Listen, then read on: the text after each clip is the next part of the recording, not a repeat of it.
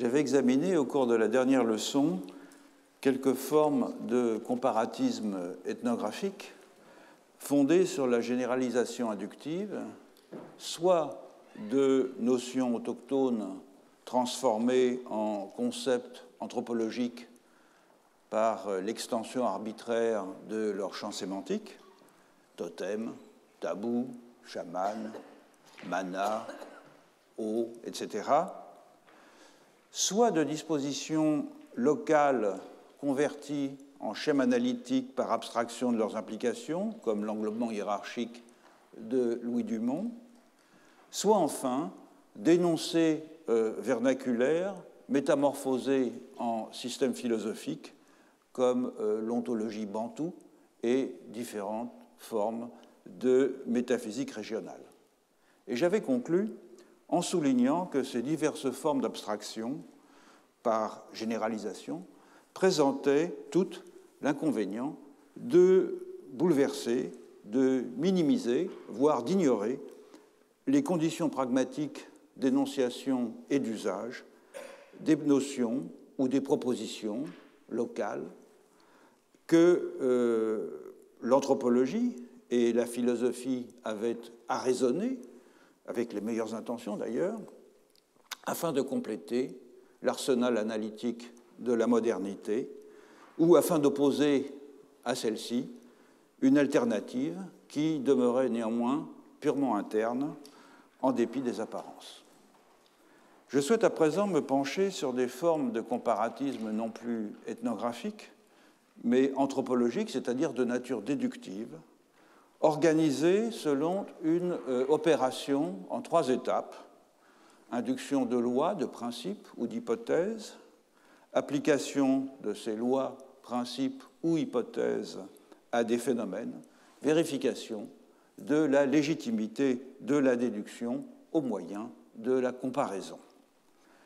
Comme je l'avais rappelé lors de la précédente ou d'une précédente leçon, c'est John Stuart Mill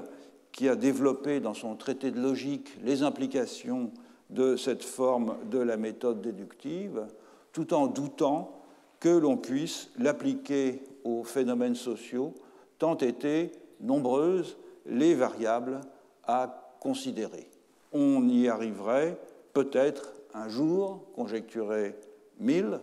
en induisant des lois à partir de l'examen de phénomènes simples, des phénomènes de nature psychique pour lui, afin de tester leur potentialité déductive sur des phénomènes complexes comme les faits sociaux. Or, c'est cette voie qu'ont commencé à suivre, à partir du milieu du XXe siècle, tant l'anthropologie cognitive que l'anthropologie structuraliste. L'anthropologie cognitive l'a fait dans la droite ligne du projet caressé par Mill, à savoir en appliquant déductivement à l'explication de certains phénomènes collectifs les règles de fonctionnement de l'esprit proposées par la psychologie. L'anthropologie structuraliste l'a fait en dissociant nettement, d'une part,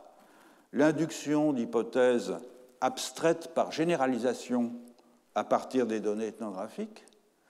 d'autre part, la construction de modèles déductifs permettant de tester ces hypothèses au moyen de la comparaison. Alors, on va examiner tour à tour ces 2 expressions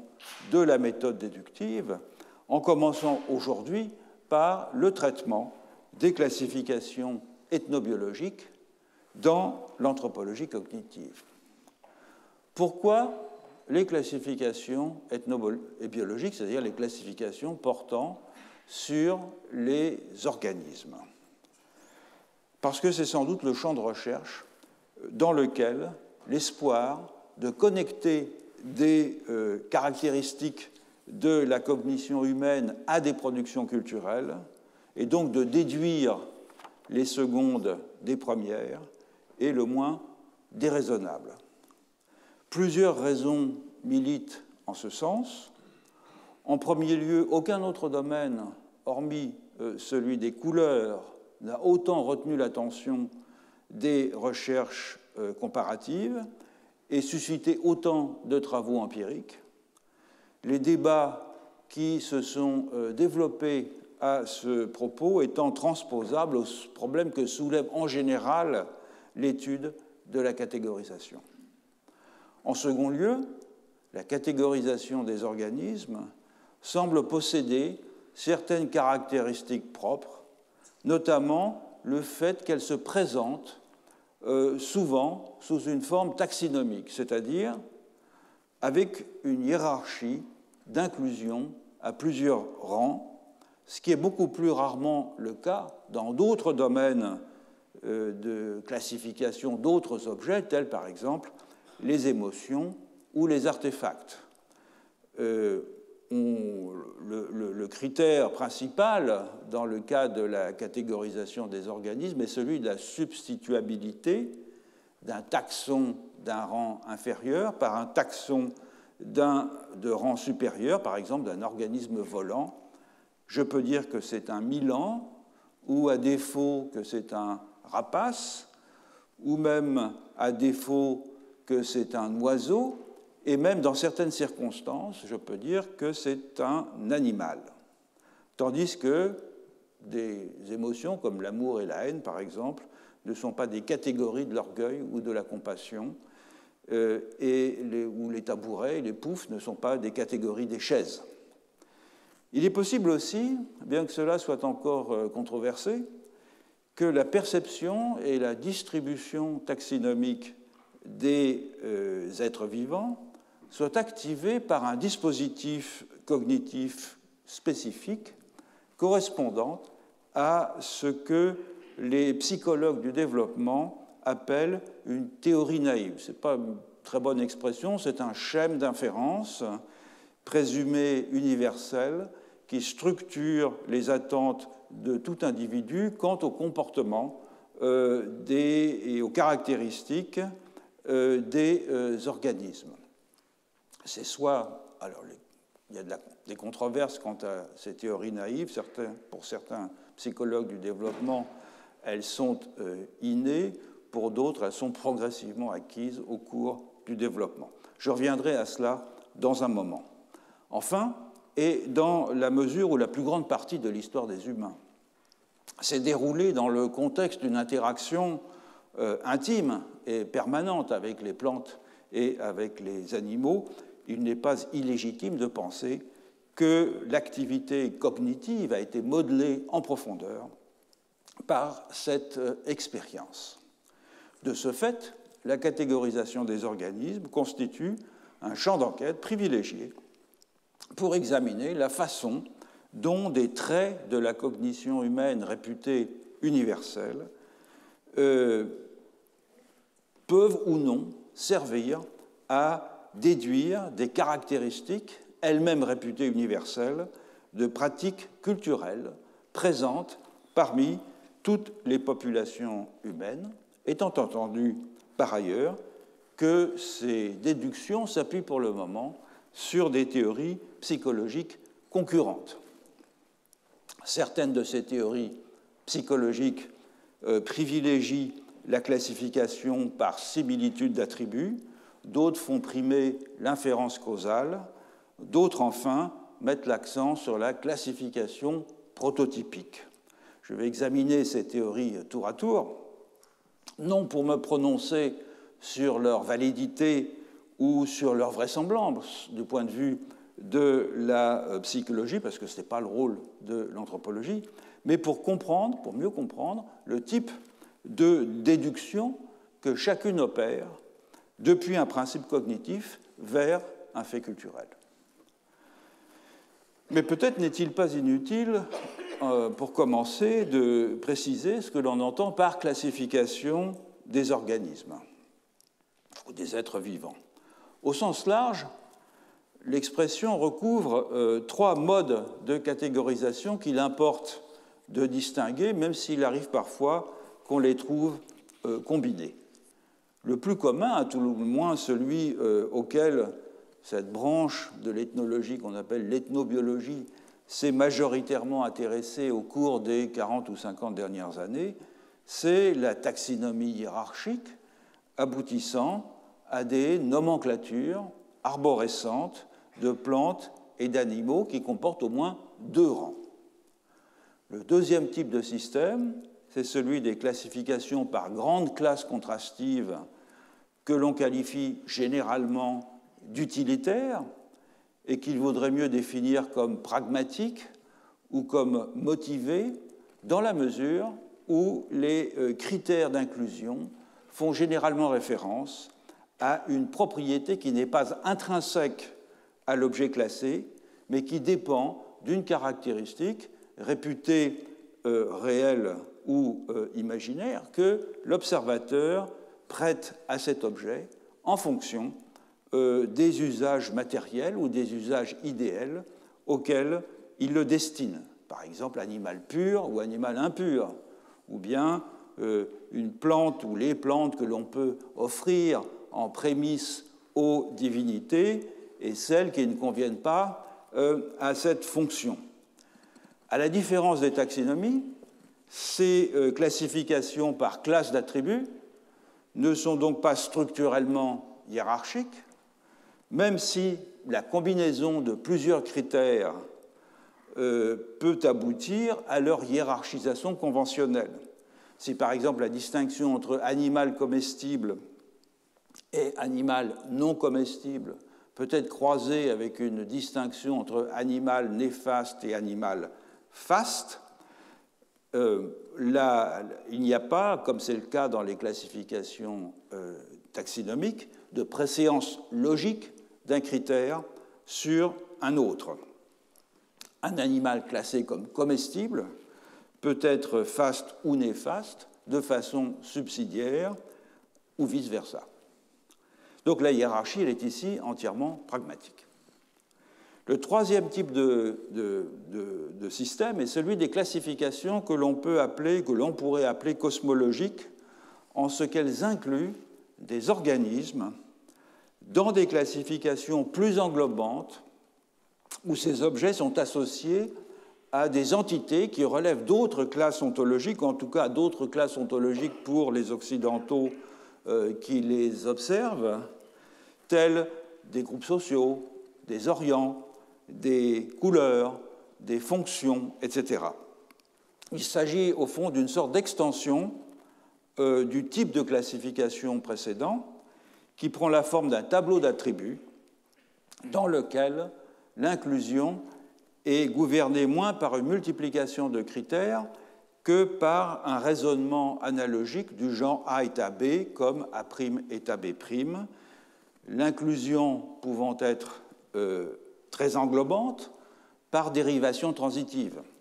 Par exemple, le blaireau est à l'aigle, ce que la pomme de terre est au tournesol, ce que la terre est au ciel, ce que le rouge est au noir, ce que le nord est aux îles. Vous pouvez continuer comme ça pendant très longtemps. Chacun de ces types de classification mobilise un mode de connaissance différent. Si l'on reprend une distinction utile qu'avait jadis proposée Dan Sperber dans son livre Le symbolisme en général, on peut dire que les taxonomies hiérarchiques font appel à un savoir sémantique, les classifications par classe contrastive font appel à un savoir encyclopédique, et les classifications cosmologiques font appel à un savoir symbolique. Le savoir sémantique, donc celui qui caractérise les classifications taxinomiques, c'est un savoir qui est fini et qui porte exclusivement sur les catégories, c'est-à-dire sur les conditions d'inférence permettant la subsumption d'un objet dans une classe sans faire appel à des connaissances particulières au sujet de cette entité. Tout ce qui est nécessaire pour dire d'un milan ou d'une buse que c'est un rapace et d'un rapace que c'est un oiseau, c'est de connaître les rapports analytiques d'inclusion entre ces trois catégories. Par contraste, le savoir encyclopédique et le savoir symbolique sont en droit infini du fait qu'ils portent sur le monde. Le premier, le savoir encyclopédique, de façon directe, en spécifiant les connaissances cumulatives, révisables et variables selon les individus qui se rapportent à l'objet catégorisé. Par exemple, le chêne n'est pas le même être selon que l'on est botaniste, forestier, menuisier ou éleveur de truffes. Et le second, le savoir ou les classifications symboliques,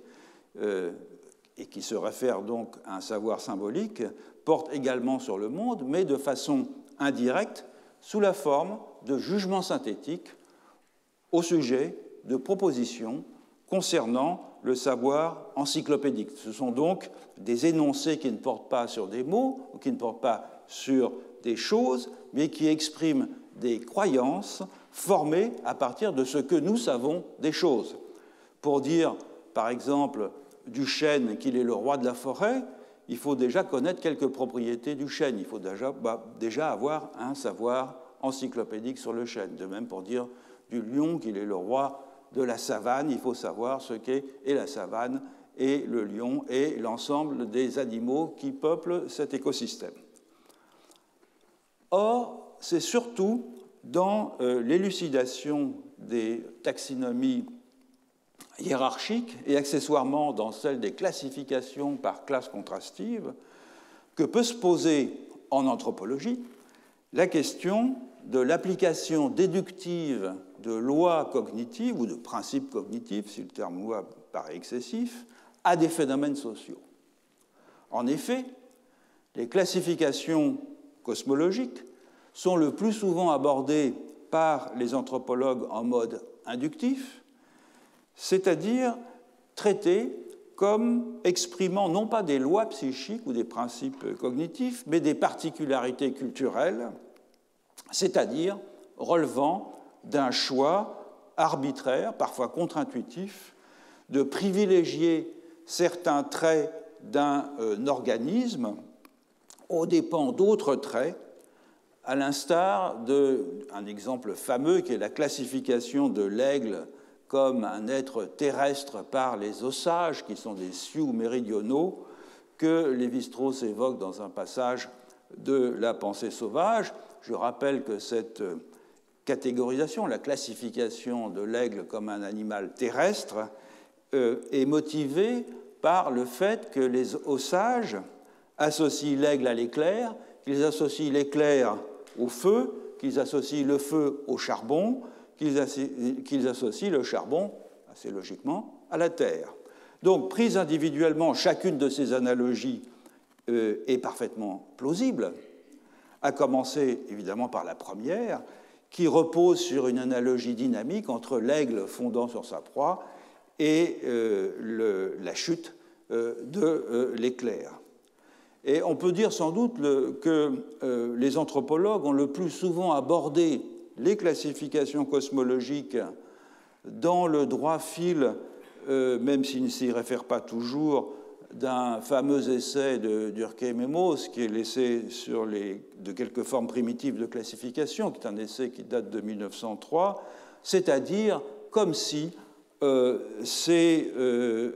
classifications n'étaient que la projection sur le monde vivant de représentations collectives concernant l'ordre social, et donc comme si l'esprit était une tabula rasa à la connaissance de laquelle la psychologie n'avait rien à apporter. Donc, c'est la position par défaut d'une grande partie de ce qu'on pourrait appeler l'anthropologie symbolique portant sur les classifications elles-mêmes symboliques. Donc, c'est au premier chef les classifications taxinomiques et les classifications contrastives qui vont fournir la matière de mes analyses sur la façon dont l'anthropologie déduit des propriétés sociales ou des propriétés de phénomènes sociaux plutôt à partir de lois psychologiques. Commençons par les taxonomies. Depuis un article célèbre de Brent Berlin, Dennis Breedlove et Peter Raven, qui a été publié en 1973 dans la revue American Anthropologist, qui s'appelle General Principles of Classification and Nomenclature in Folk Biology, article qui a été développé ensuite par Brent Berlin, qui est la grande figure de l'analyse contemporaine des classifications taxonomiques, qui a été développé donc par la suite en 1992 dans une vaste et magistrale synthèse, dans une monographie qui s'appelle Ethnobiological Classification. Depuis cette époque, donc, la plupart des spécialistes d'ethnobiologie s'accordent sur le fait que les taxonomies populaires d'objets naturels possèdent partout une structure identique. Cette structure, elle s'organise, selon eux, selon une hiérarchie inclusive de taxons qui, sous sa forme la plus complète, comporte 6 rangs. Le plus englobant, le niveau du règne, c'est-à-dire le taxon plante ou le taxon animal, est rarement nommé, et moins encore le niveau supérieur que Brent Berlin ne prend pas en compte et qui ferait référence à la catégorie ontologique des organismes, des êtres vivants, par contraste, par exemple, avec des objets inorganiques ou avec des artefacts, une distinction qui n'est pas tellement courante non plus sur le plan linguistique. Et sous le niveau du règne, donc, se situe le niveau de la forme de vie, qui définit quelques types morphologiques hautement distinctifs, associés à un habitat ou associés à une niche écologique spécifique. C'est le taxon arbre, le taxon poisson, le taxon oiseau, etc. Le niveau dit intermédiaire, donc on descend à partir des rangs supérieurs, c'est comme ça que les spécialistes l'appellent, correspond à des subdivisions des formes de vie, parfois non nommées, qui regroupent un petit nombre de taxons génériques présentant de fortes ressemblances. C'est par exemple l'opposition entre feuillus d'un côté et conifères de l'autre. Le niveau générique peut être considéré comme le niveau de base, c'est-à-dire celui qui, dans presque toutes les taxonomies populaires, compte le plus grand nombre de taxons, la plupart d'entre eux étant non divisibles, monotypiques, c'est-à-dire avec un seul lexème. Le niveau spécifique, donc c'est chêne par exemple, ou Milan, le niveau spécifique constitue une subdivision de taxons du niveau générique. Donc ça, pour chêne, ça serait chêne rouve, chêne liège, chêne nain, chêne vert, etc. Et le niveau variétal, enfin, est le niveau de subdivision terminale et accueille en général des noms de variétés cultivées, de cultivars. Pour la majorité des spécialistes d'ethnobiologie, c'est ce type de nomenclature taxinomique qui représente le paradigme de la classification des êtres vivants et celui qui, en conséquence, retient au premier chef leur attention. On a là une situation un peu paradoxale. En effet, la hiérarchie taxonomique, donc ce système d'inclusion de taxons à plusieurs niveaux, est en effet une architecture mentale assez simple dont des spécialistes d'ethnobiologie comme Brent Berlin postulent qu'elle est quasiment le produit d'une constante perceptive, à tout le moins une traduction exacte de ce qui est perçu dans la nature. Je cite Brent Berlin dans Ethnobiological Classification, les humains sont partout contraints essentiellement de la même façon par le plan de base de la nature, dans leur reconnaissance conceptuelle de la diversité biologique de leurs environnements naturels. Berlin concède sans doute que l'organisation sociale, le rituel, les croyances, la religion, l'esthétique peuvent être des productions singulières relatives à chaque culture. En revanche, dès qu'il s'agit d'appréhender et de nommer des groupes de plantes et d'animaux, je cite encore Berlin, les hommes ne construisent pas un ordre, ils le discernent. C'est vraiment une constante perceptive. Donc la nature, dans cette perspective, se présente à l'expérience sensible comme un ensemble discret, un ensemble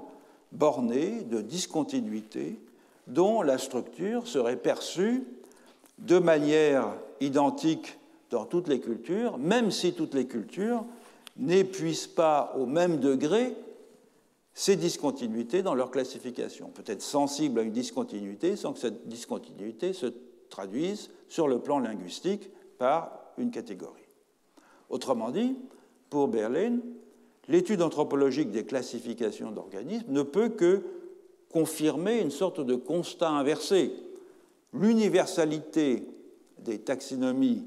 hiérarchiques établirait l'universalité des mécanismes qui les rendent possibles, et c'est donc, au fond, l'inverse d'une déduction, puisque, au lieu d'appliquer des lois psychologiques pour expliquer un phénomène culturel, on tire ici parti de l'universalité réputée du phénomène pour inférer à sa source un mécanisme universel. Alors, lorsque des principes cognitifs sont invoqués pour expliquer la classification des organismes, quels sont ces principes? La plupart des psychologues s'accordent à penser que les opérations de catégorisation font appel à deux mécanismes distincts. D'une part, la classification par attribut, d'autre part, la classification par reconnaissance d'un schème ou d'un modèle. La première, la classification par attribut, établit une relation d'appartenance à une classe par un jugement prédicatif, en vertu duquel les caractères spécifiques reconnus dans un objet quelconque sont la condition nécessaire et suffisante de l'appartenance à une classe. Donc, si je distingue dans un organisme un bec et des ailes, ces deux caractéristiques sont la condition pour pouvoir, c'est la classification par attribut, classer cet objet dans la catégorie des oiseaux. La deuxième façon, deuxième mécanisme de classification, qui est la classification par reconnaissance d'un schème ou d'un modèle, s'appuie sur la reconnaissance d'un élément saillant. Le plus communément, c'est ce qu'on appelle un prototype, qui permet d'isoler une classe, en général du fait des similitudes d'apparence ou des similitudes de comportement. Dans le premier cas, on suppose qu'il existe des primitives sémantiques et que la combinaison d'un petit nombre d'entre ces primitives sémantiques permet de définir de façon univoque n'importe quelle plante ou animal. Dans le second cas, on suppose qu'il existe des universaux psychophysiques dans la perception des espèces vivantes, de sorte que la nomination ne ferait qu'entériner la reconnaissance d'une discontinuité naturelle. Or, les anthropologues qui s'intéressent aux classifications ethnobiologiques ont eu tendance, dans un premier temps, il y a longtemps, à privilégier la classification par attribut dans le cadre de ce que l'on a appelé l'analyse par composante, componential analysis en anglais, puis à partir du milieu des années 1970, à ne plus accorder de crédit qu'à la classification par reconnaissance intuitive d'un modèle ou d'un schème. Il paraît pourtant fort probable, je vais revenir dans un moment sur cette question, que les deux procédures jouent également un rôle dans la catégorisation des organismes, mais dans des types de classification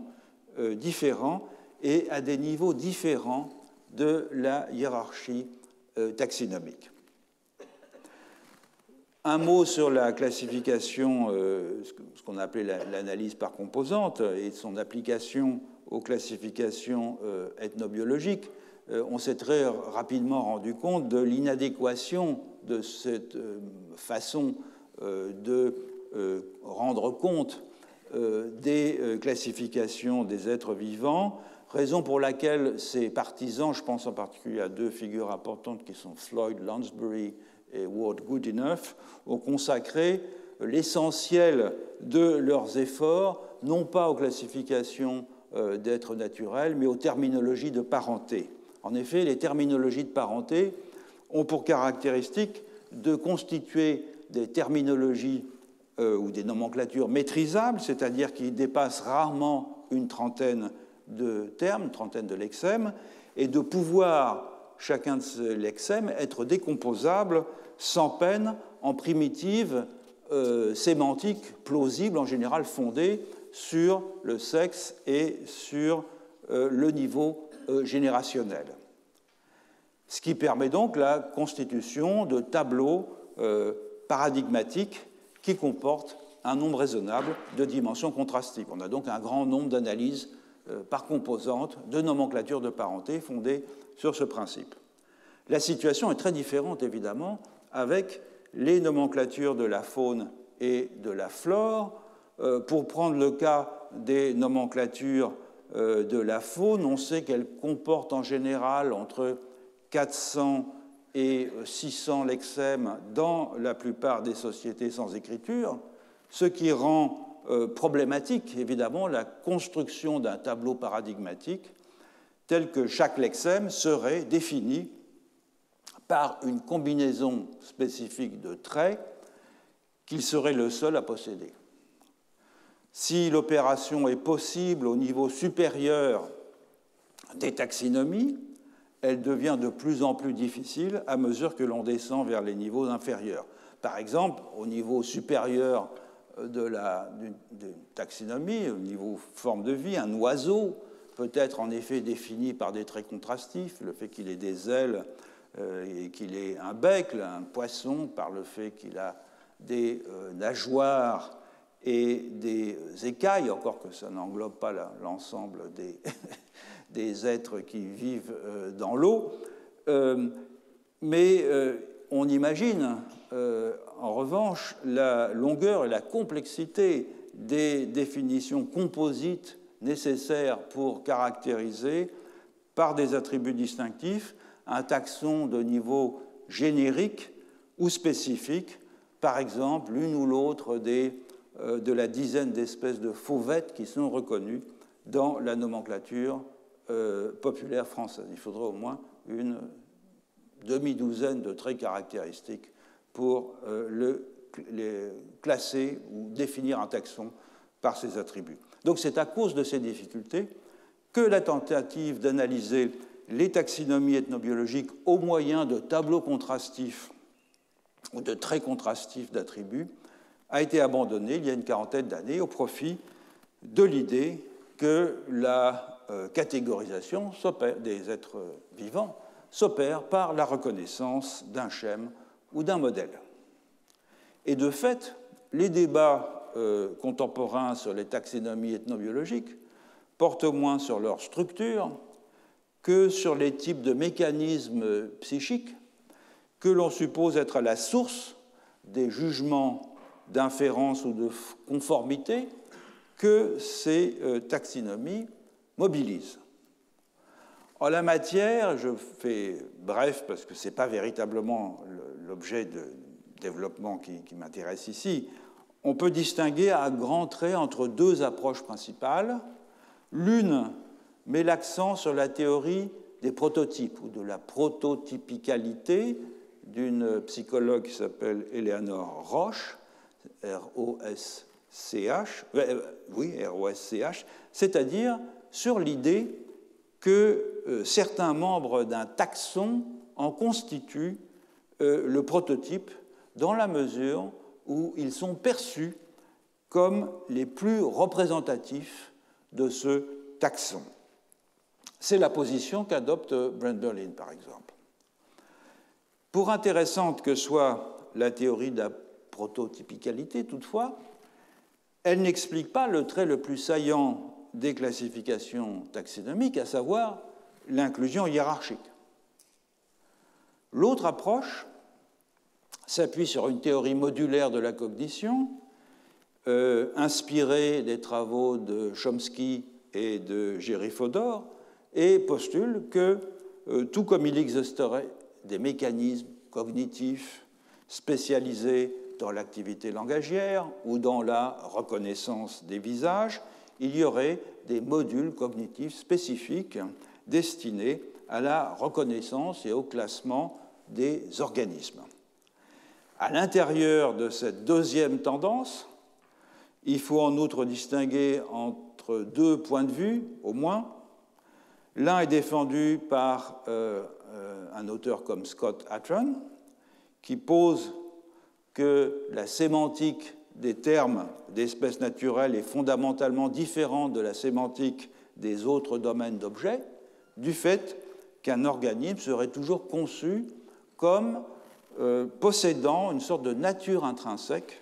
rendue responsable de la permanence de son identité. C'est un peu comme l'idée de la physis aristotélicienne. Il y a quelque chose qui il est dans la nature de l'organisme d'être ce qu'il est. Le point de vue alternatif est alimenté par une branche de la psychologie du développement dont les principaux protagonistes sont Susan Carey et Frank Kyle, et repose sur l'hypothèse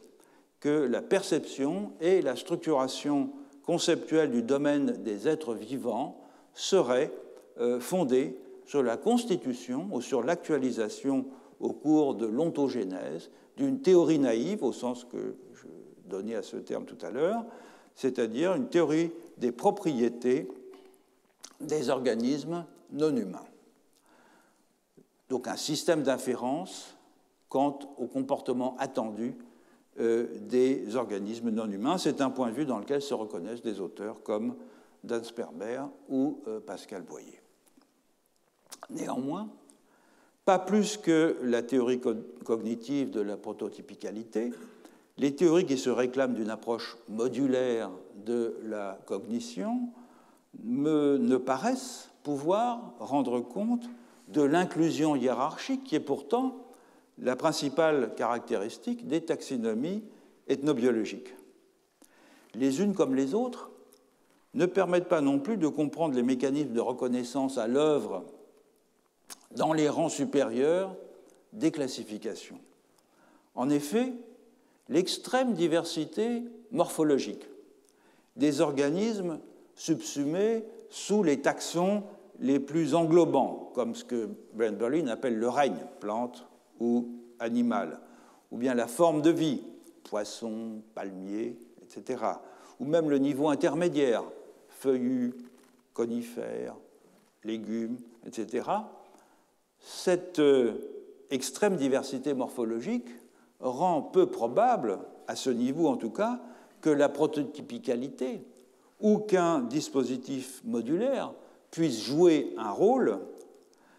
dans ces rangs supérieurs. En effet, si par exemple la classification prototypique paraît tout à fait vraisemblable au niveau générique des taxonomies, pour le taxon pomme, une pomme ressemble beaucoup à une autre pomme, et donc on peut imaginer qu'il y a un prototype de la pomme, ou le taxon rouge-gorge, un spécimen de rouge-gorge va ressembler globalement et de manière contrastive particulièrement à un autre spécimen de rouge-gorge. En revanche, il est peu probable que la prototypicalité soit employée dans les rangs supérieurs, comme fruits ou comme oiseaux, qui ne sont pas très saillants sur le plan perceptif. On voit mal, en effet,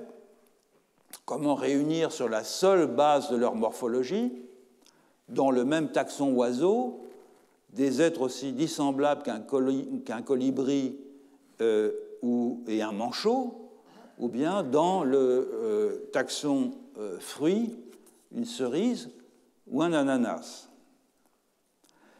À ces mécanismes cognitifs, réputés universels, mais qui ne rendent pas compte de façon unitaire des particularités des classifications ethnobiologiques, Brent Berlin rajoute une théorie de la motivation sémantique des noms d'organismes. Selon Berlin, en effet, je le cite, la nomenclature ethnobiologique représente un système naturel de nomination, très révélateur de la manière dont les gens conceptualisent les objets vivants dans leur environnement. Un système naturel de nomination. Donc ce n'est plus seulement la catégorisation comme une opération perceptive et cognitive qui est ici assignée à une loi ou un principe naturel, mais bien les mécanismes linguistiques au moyen desquels la catégorisation s'exprime. Et dans ce domaine, la motivation du signifiant par le signifié, selon Berlin, serait attestée par le fait, souvent noté par ailleurs, que des noms de plantes et d'animaux font un large usage métaphorique des traits caractéristiques de la morphologie, du comportement, de l'habitat et surtout des messages sonores des organismes qu'ils désignent, et notamment les onomatopées stéréotypées référant donc aux messages sonores. C'est particulièrement le cas dans les noms, par exemple, d'oiseaux. Mais elle viendrait aussi, selon Berlin, de ce qu'un segment du niveau générique des nomenclatures ethnobiologiques serait transparent, comme il le dit, comme il l'écrit, sur le plan sémantique, en ce qu'il reflèterait des associations psychologiques entre le sens et le son. Par exemple, les phonèmes à haute fréquence acoustique évoqueraient des mouvements brusques et rapides et seraient plus communs dans les noms d'oiseaux, tandis que des phonèmes à basse fréquence acoustique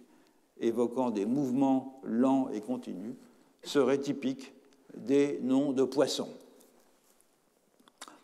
Pour faire cette proposition, Brent Berlin dit s'inspirer de Jacobson, Roman Jacobson, qui interprète en effet des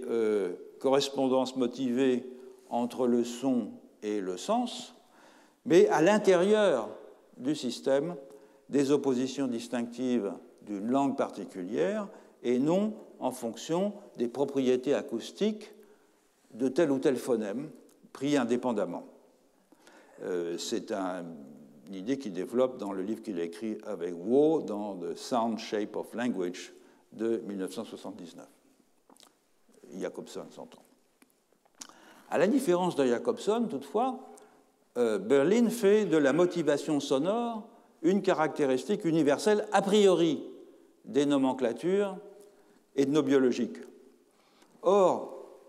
comme Lévi-Strauss l'avait remarqué avec justesse dans un commentaire de Jacobson, justement, dans un commentaire du livre de Jacobson, si l'arbitraire du signe linguistique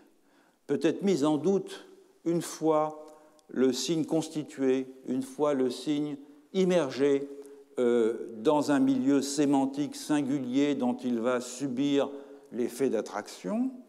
cet arbitraire demeure indubitable quand on se place du point de vue de la ressemblance, c'est-à-dire quand on compare les signifiants d'un même signifié dans plusieurs langues. Et donc en faisant d'un domaine de l'activité langagière un système de dénotation quasi automatique, traduisant des contraintes naturelles s'exerçant partout et toujours de la même façon, Berlin se situe, il le reconnaît d'ailleurs lui-même aisément, dans le droit fil de la théorie thomiste de l'abstraction. Comme l'écrivait saint Thomas, nomina debent nature rerum congruere, les noms doivent être en accord avec la nature des choses. C'est d'ailleurs une citation de saint Thomas que Brent Berlin fait dans son livre Ethnobiological Classification. Revenons un moment à l'opposition entre classification prototypique et classification par attribut à l'échelle des taxonomies. Cette opposition paraît relever d'une sorte de querelle doctrinale, car au fond, l'identification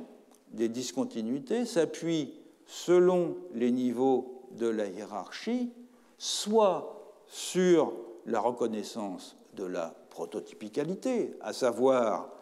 des régularités morphologiques, soit sur la reconnaissance de complexes d'attributs, à savoir des régularités comportementales et environnementales, dans des proportions variables à chaque fois et sans que l'un des mécanismes ne soit jamais complètement éliminé au profit de l'autre. En effet, au niveau générique des taxonomies, donc, je l'ai dit tout à l'heure, donc au niveau pomme ou rouge-gorge, l'identification, elle est déclenchée par le souvenir général de la forme que vient confirmer ou raffiner le savoir encyclopédique quant à certains attributs typiques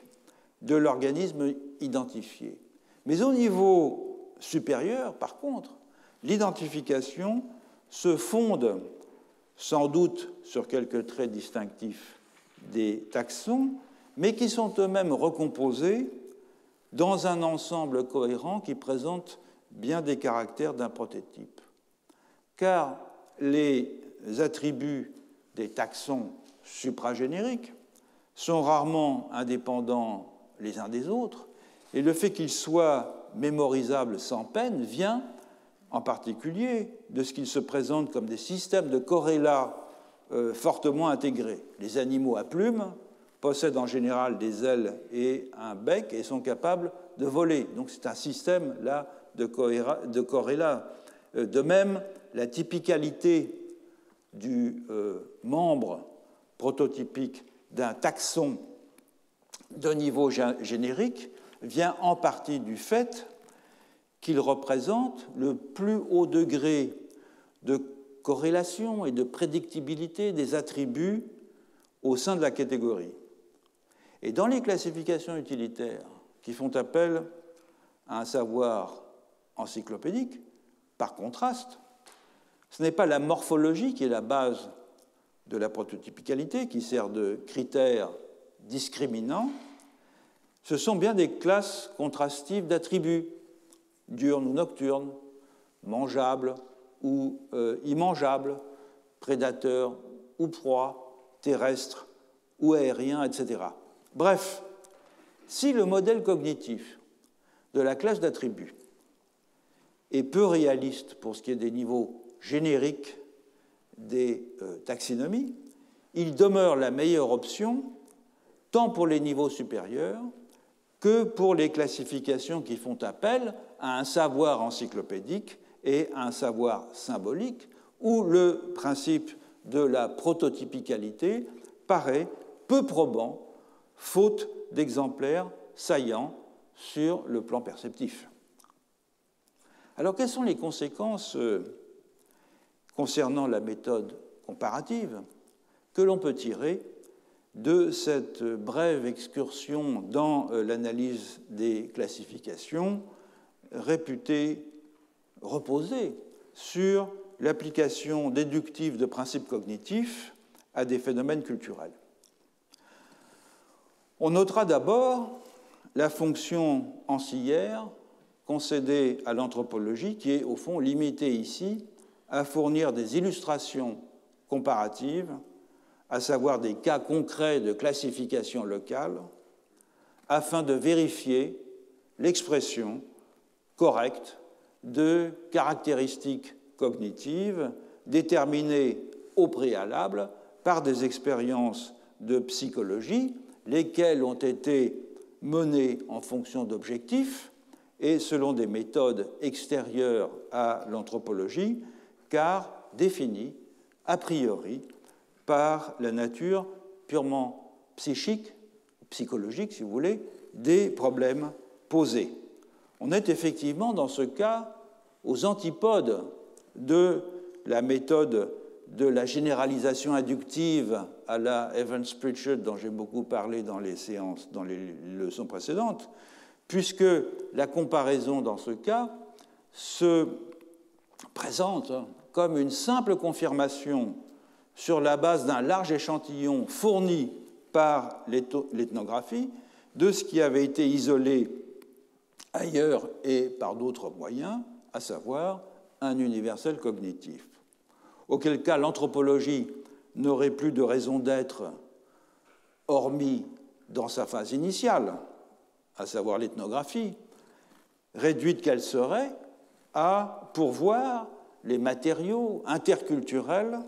nécessaires à la vérification des hypothèses développées par la psychologie cognitive. Et c'est bien ainsi, du reste, que nombre de praticiens de la psychologie interculturelle conçoivent désormais le rôle des anthropologues comme des sortes de laborantins de terrain. Il me semble toutefois que la situation de l'anthropologie vis-à-vis de la psychologie n'est pas aussi désespérée qu'il n'y paraît, pour un ensemble de raisons dont certaines sont apparues en filigrane lors de mes considérations précédentes. En premier lieu, la gamme des phénomènes culturels que des universaux cognitifs seraient en mesure d'expliquer demeure très réduite en dehors du domaine de la catégorisation des formes de vie. En outre, et pour plausible que paraisse la base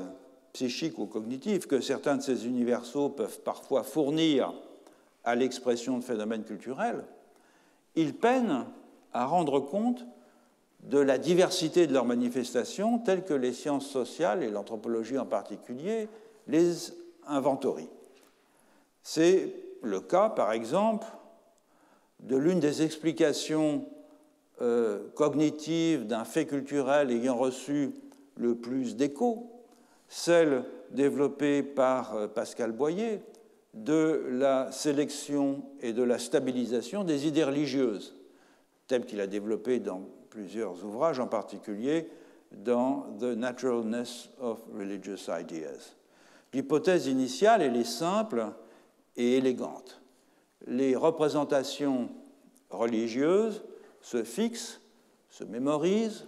se transmettent bien, car elles sont saillantes. Et elles sont saillantes parce qu'elles violent une partie des attentes des théories ou des ontologies naïves dont les humains sont dotés très tôt dans leur ontogénèse, à savoir ces mécanismes inférentiels que j'ai évoqués tout à l'heure, au moyen desquels les humains interprètent le comportement des objets présents dans leur environnement, tant en termes physiques, la stabilisation des trajectoires, etc., que mentaux, l'attribution d'états mentaux, etc. Donc, par exemple, c'est un exemple que je reprends de Boyer, si les fantômes sont si communs dans les représentations religieuses de nombreux peuples, c'est qu'ils confirmeraient certaines attentes intuitives des humains quant aux propriétés des personnes. Les fantômes ont généralement des pensées, ils ont des souvenirs, ils ont des affects, ils ont une capacité de raisonner. Donc, ils répondent aux attentes d'une psychologie naïve, si l'on peut dire, mais ils sont aussi réputés produire des effets matériels. Ils peuvent ils peuvent traverser des solides, ils peuvent être dans plusieurs endroits à la fois, etc. Et donc, ils infirment d'autres attentes intuitives, non pas de la psychologie naïve, mais d'une physique naïve, c'est-à-dire de ce que l'on peut faire comme inférence concernant le comportement des objets dans l'environnement. Et c'est cette combinaison d'intuitif et de contre-intuitif qui permettrait de comprendre la mémorabilité des fantômes, donc leur succès comme représentation collective. Mais une fois qu'on a expliqué de la sorte la genèse d'une représentation religieuse au sens large, c'est-à-dire au moyen d'une sorte d'opération déductive s'appliquant à l'induction réputée universelle d'un sujet humain, encore faut-il pouvoir expliquer aussi la diversité des formes sous lesquelles cette représentation se présente, en ce cas, la diversité des propriétés imputées aux fantômes. Certains fantômes sont nocturnes, d'autres sont diurnes, certains sont amicaux, d'autres sont agressifs, certains sont connus de ceux à qui ils se révèlent, d'autres non, et c'est évidemment là que la déduction s'arrête, car rien dans le processus cognitif, à la source de la saillance du fantôme, ne peut rendre compte des expressions qu'il adopte ça et là. Et afin d'expliquer ces variations, et c'est ce que fait Boyer lui-même d'ailleurs, il faut alors recourir à des corrélations locales avec d'autres faits culturels qui infléchissent le processus déductif vers une induction standard, c'est-à-dire vers la transposition de propriétés d'un phénomène connu à une situation nouvelle dans laquelle ces propriétés acquièrent une vertu explicative. Ainsi, chez les Intels, chez les Européens, chez les Écossais, si vous voulez,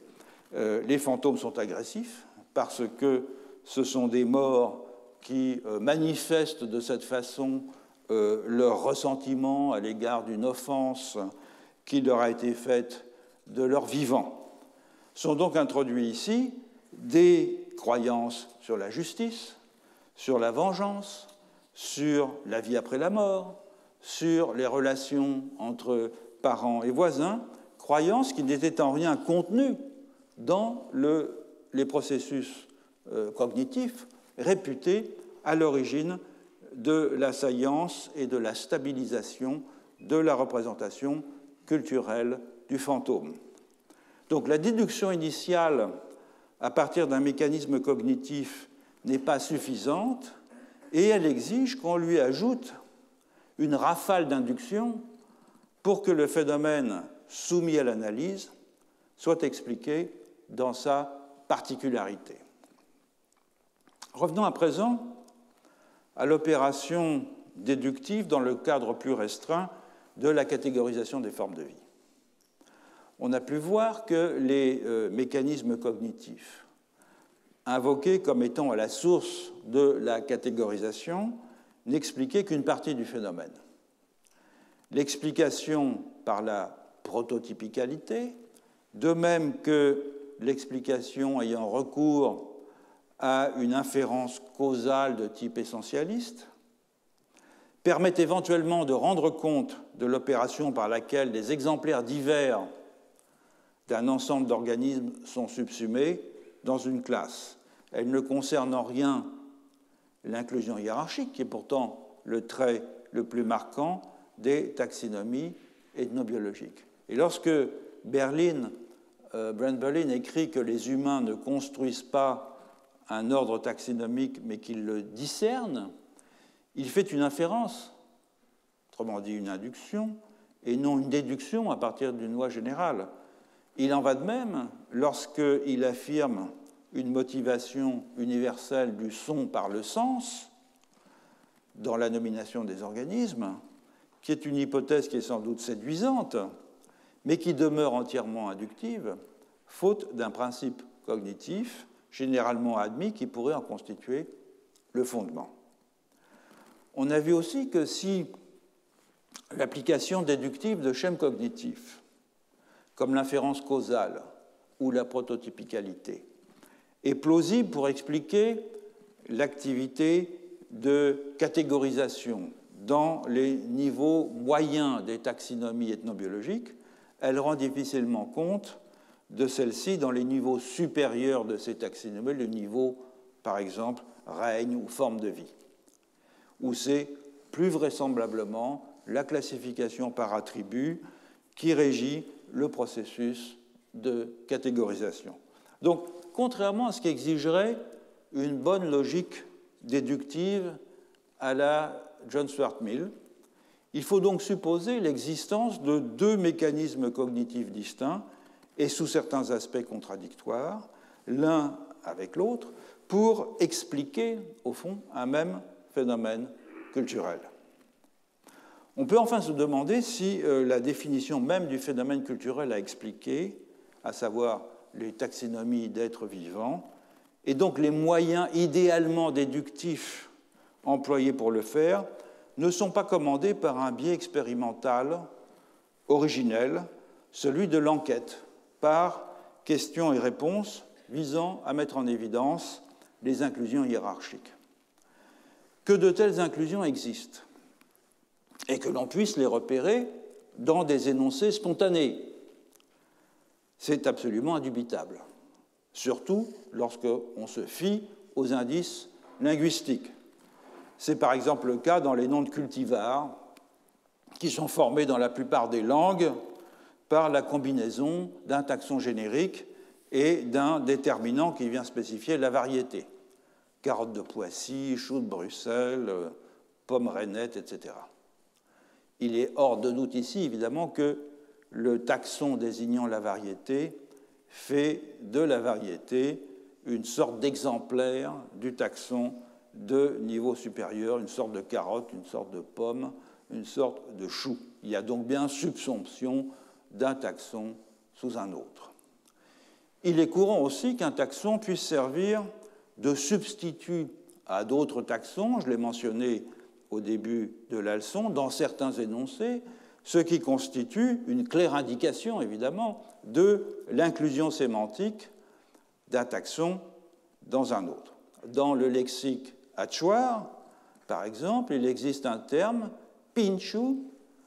qui désigne un groupe de rapaces de taille moyenne, qui englobe 6 taxons. Le faucon à collier, cucuqui, le faucon rieur, cauta, le faucon à collier noir, maqua, le faucon gris, hishimp, le faucon gru, vivicat, et surtout le milan à bec crochu, pinchu. On n'aura pas de peine à reconnaître dans ce dernier taxon, pinchu, le prototype de la classe des rapaces pinchu, en ce qu'il est vu par les Hatchoirs comme le plus représentatif de cette classe et son idéal type. Et c'est pourquoi il prête son nom à la classe. Et lorsqu'un Hatchoir aperçoit de loin un oiseau dans le ciel, la silhouette et le vol qui a la silhouette et le vol caractéristiques d'un rapace, il pourra dire il y a un pinchu prawe. Et s'il est trop loin, évidemment, pour distinguer l'espèce. S'il est plus proche et s'il arrive à distinguer l'espèce, il pourra éventuellement remarquer qu'il s'agit d'un pinchu, donc le déterminant PP, qui va caractériser cette espèce de rapace, signifie côté. Et on peut l'employer pour signifier, dans certaines expressions, la partie d'un tout. Autrement dit, l'inclusion hiérarchique est ici manifeste, d'autant que cet emploi du nom d'un des taxons subsumés, seul ou accompagné d'un déterminant, afin de désigner le taxon englobant, est un phénomène linguistique extrêmement courant. Donc, inférer une inclusion hiérarchique dans de tels cas est légitime, car les énoncés qui en sont les indices sont produits sans avoir été sollicités. Ainsi que le conseillait judicieusement Harold Conklin, qui est l'un des grands pionniers des études sur les classifications ethnobiologiques, les taxons et les commentaires qui les accompagnent doivent être recueillis dans des situations naturelles, lors d'une interaction spontanée avec une plante ou un animal, d'un informateur s'exprimant dans sa langue et non, de préférence, aux moyens de questionnaires et de tests qui tendent à prédéterminer les réponses apportées. Or, nombre d'anthropologues contemporains, lorsqu'ils appliquent déductivement des principes cognitifs isolés par la psychologie expérimentale afin d'expliquer la structure des classifications des formes de vie, procèdent à des vérifications comparatives en utilisant au contraire des méthodes standardisées. Je pense par exemple à Brent Berlin qui demandait à ses informateurs à Wahun, donc population de l'Amazonie péruvienne, d'écrire directement les noms de plantes et d'animaux qui leur paraissaient aller ensemble. Donc avec de telles méthodes, évidemment, on court le risque d'inventer des catégories inclusives, des taxons inclusifs, du fait des circonstances expérimentales, lesquelles circonstances expérimentales incitent les informateurs à proposer des réponses sous la forme d'associations entre des organismes qui leur paraissent plausibles sous l'inspiration du moment, sans que ces associations soient pour autant culturellement attestées dans l'usage courant. C'est un travers qu'avait remarqué Jack Goody il y a quelques années, lorsqu'il pointait dans The Domestication of the Savage Mind ce biais des anthropologues étudiant les classifications populaires, de considérer celles-ci comme s'ils étaient utilisées et mémorisées à la manière des formes de tradition lettrée, c'est-à-dire composées de tableaux synoptiques, de listes d'attributs, de listes de termes, de classifications hiérarchiques, de contrastes binaires, etc. Or, notez Goody, les classifications de formes de vie dans les sociétés sans écriture sont plus contextuelles et moins réflexives que les classifications savantes, dans la mesure où elles reflètent plus des liens spontanés entre un concept et un événement que des liens réflexifs entre un concept et un autre concept. Bref, dans de pareils cas, et loin de constituer une confirmation ou une infirmation de l'hypothèse originelle par des données, la vérification au moyen de la comparaison du bien fondé d'une déduction devient au contraire une procédure permettant d'entériner les présupposés que l'hypothèse contient. Et donc la comparaison n'est plus alors qu'une sorte de luxe additionnel destiné à donner de la vraisemblance culturelle et de l'épaisseur empirique à des résultats qui sont largement donnés d'avance. J'ai dit en préambule à cette leçon qu'il existe une autre manière d'envisager la méthode déductive, fondée sur une combinaison entre l'induction d'hypothèses abstraites par généralisation à partir d'un savoir ethnographique aussi ample que possible, d'une part, et d'autre part, l'élaboration de modèles déductifs permettant de déployer ces hypothèses au moyen de la comparaison. Toutefois, il existe plusieurs façons